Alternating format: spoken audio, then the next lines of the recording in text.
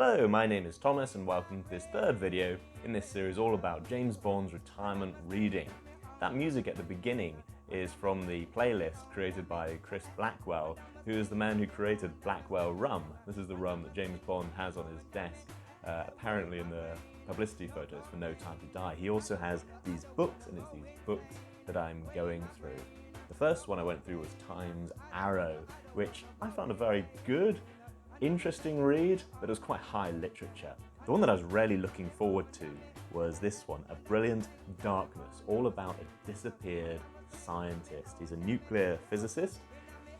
Now, I wish to avoid spoilers both for these books and for the film, but MGM have put out the tagline for the last year, the rough outline of what the film will be. It starts off, again, look away now or mute it for 5 seconds. The film starts off with a hunt for a missing scientist. And this is a book about a missing scientist, which is on James Bond's table.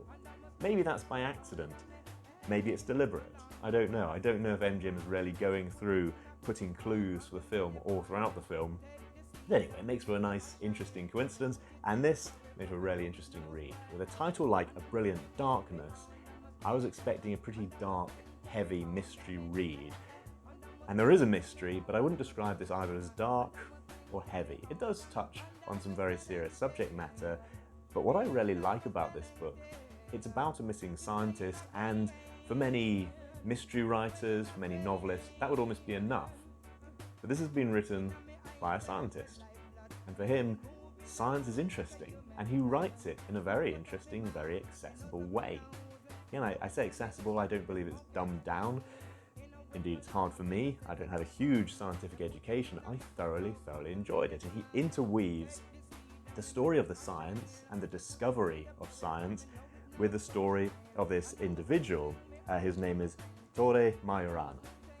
Yes, I've been practicing the name. It's an Italian name. He's from Sicily. And again, with a Sicilian scientist who disappears kind of at the dawn of the atomic age, you might believe there's a lot of darkness there. But again, the way he writes it is light and interesting. Again, he weaves in the science seamlessly. In some ways, he's explaining the science through the mystery.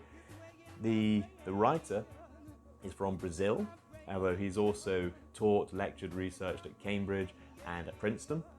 And he studied the Italian language. And I really like that he's also weaving in facts about Italy, facts about the Italian language, all as part of the story. So this is a story that really educates and entertains, and that's something I thoroughly enjoy.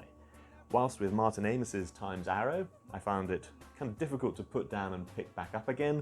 This is, to my mind, a perfect commuter book. I could happily go through a chapter, leave it for a bit, come back. I might forget some of the science, I quickly reread it, I guess, but this for me is, to be honest, a much more enjoyable read. This is my kind of thing. Just opening it up here, a lot of the enjoyment of a book for me is the author's voice. And I really like the author's voice. He has that wry academic sense of humor that I really appreciate. One of them, for example, is that he's interviewing people in Italy all about the disappeared scientist. And of course, he's speaking his second language. And the Sicilian dialect is also quite different from Italian, as I'm learning from this book. He says it sounds kind of archaic sometimes, like he's speaking to medieval knights and ladies. He's quite self-deprecating about his own skills in Italian. So when he writes up the dialogue, he has words like, but he was olded 50 years.